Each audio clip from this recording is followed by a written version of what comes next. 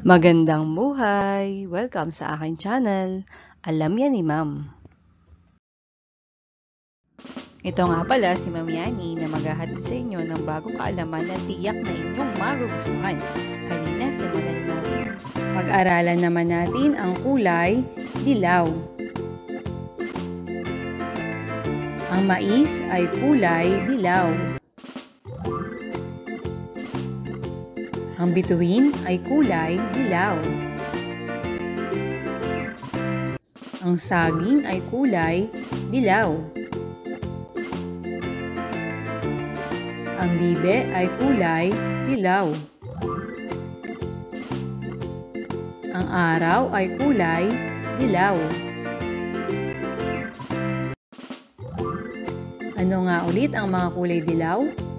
Mais, bituin, saging, bibe, at araw.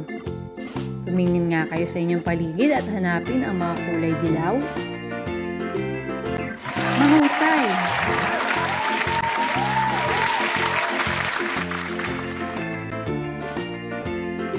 Ngayon, piliin ang mga larawan na kulay dilaw.